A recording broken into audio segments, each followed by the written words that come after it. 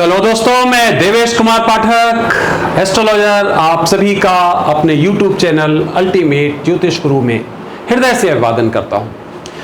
आज मैं आपको एक और बहुत ही महत्वपूर्ण वीडियो देने वाला हूं और वो वीडियो है कि हमारे कई व्यूअर्स, कई हमारे जुड़े हुए जो लोग हैं, व्यूअर्स के अलावा सब्सक्राइबर्स हैं और अलग चैनल्स के जो मिलने वाले लोग हैं, हर तरफ से एक डिमांड आ रही थी, एक रिक्वेस्ट आ रही थी कि 29 अप्रैल को क्या वास्तव में कोई ऐसा एस्टेरॉयड आ रहा है जो पृथ्वी को हिट करेगा किसी भाग में और इसको समाप्त कर देगा। क्या महाविनाश की तिथि 29 अप्रैल है?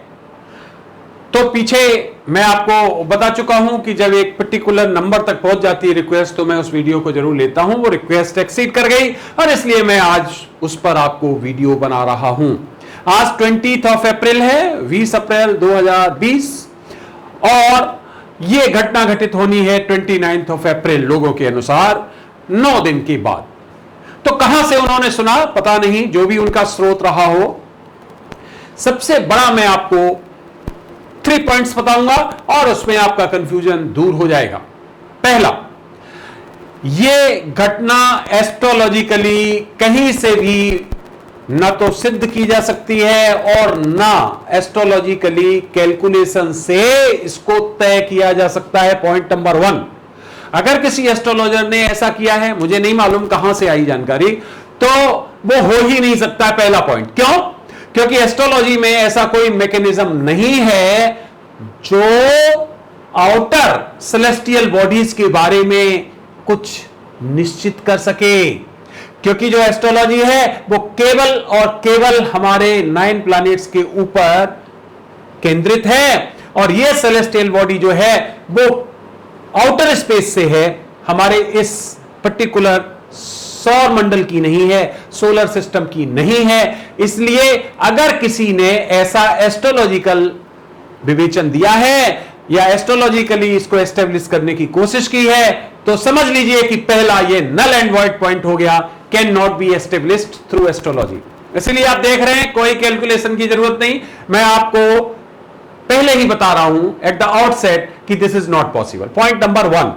पॉइंट नंबर 2, जिस एस्टेरॉयड की बात हो रही है, जिस एस्टेरॉयड की है हिमालय पर्वत की तरह है और काफी विस्तार है इसका, हाँ ठीक है, लगभग उसका 4 किलोमीटर तक डाया है, हम मान सकते हैं 3.9 या 4 किलोमीटर का डाया है। पर कितना भी हो उससे क्या फर्क पड़ता है। 1998 में इसका पता किया गया था, आपको पता है हमारा ट्रैकिंग होता रहता है, तो इसको पता किया गया था 52768 के नाम से इसको डिनोमिनेट किया गया है और वैसे इसको कहा जाता है 1998 OR2। तो इसका मतलब यह है कि पृथ्वी के पास से इसको निकलना है।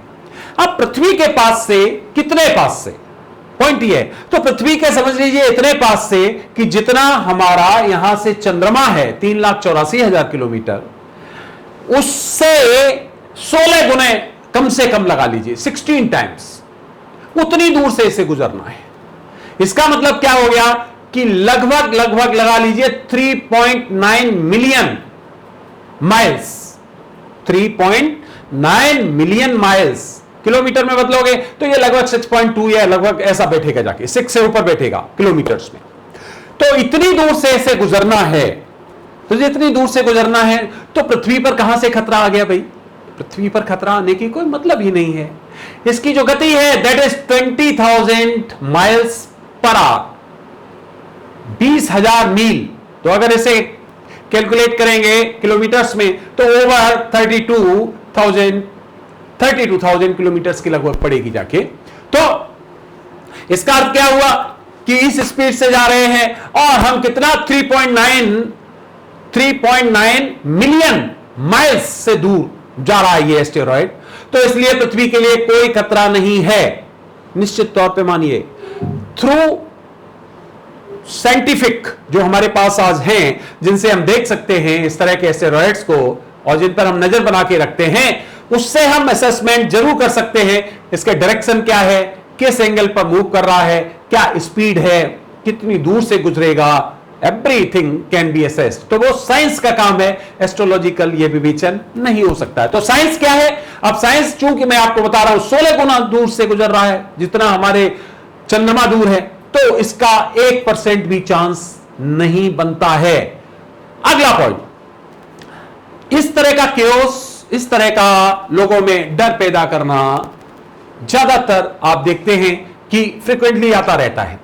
एक कोई डेट बता दी जाती है कि अब इस पर ऐसा होने वाला है और कारण वो दे दिया जाता है, पर उस कारण के पीछे जब तक लॉजिक नहीं होगा, जब तक कोई लॉजिक होना चाहिए, साइंटिफिक लॉजिक होना चाहिए, एस्ट्रोलॉजिकल लॉजिक होना चाहिए, या कोई ऐसा लॉजिक हो जिससे इन्फ्रेंस निकल सके प्रॉपर, तो हम उस पर भरोसा कर सकते हैं। तो आप लोगों से मेरी रिक्वेस्ट है, कभी भी इस तरह के वीडियोस देखें, कभी इस तरह के इंफॉर्मेशन देखें तो अपना मस्तिष्क जरूर यूज करें, लॉजिक जरूर यूज करें। केवल ये देख के थंबनेल या उसके बाद उसको सुन के इतना ज्यादा घबरा ना जाएं, परेशान ना हो जाएं कि अरे अब तो दुनिया खत्म होने वाली है 29 अप्रैल को, अब ये कैसे बचेगी, क्योंकि एक एस्टेरॉयड आ रहा है, एक टुकड़ा आ रहा है, एक हिमशैल का टुकड़ा आ रहा है, हिमालय के बराबर है, और जब पृथ्वी से टकराएगा 20,000 माइल्स प्रति घंटे की रफ्तार से तो तबाही हो जाएगी, दुनिया खत्म हो जाएगी। भूल जाइए, ऐसे मत, आप केओस मत किया करिए अपने मन में, बिल्कुल भी। क्यों? क्योंकि ये किसी भी तरह से कहीं से भी सिद्ध नहीं हो रहा है, और इसलिए मैं आपको 100% ये कह सकता हूं कि 29 अप्रैल को वैसे ही आप उठेंगे सुबह जैसे उठते रहे हैं, वैसे ही सोएंगे जैसे आप सोते रहे हैं, वही सब काम होंगे। कोई और घटनाएं घटित हो जाएं उसके लिए नहीं मैं कह रहा हूं, मैं उस एस्टेरॉयड की कह रहा हूं कि पृथ्वी के आसपास भी उसके आने की कोई संभावनाएं नहीं है, एस्ट्रोलॉजिकली, साइंटिफिकली और किसी तरह से।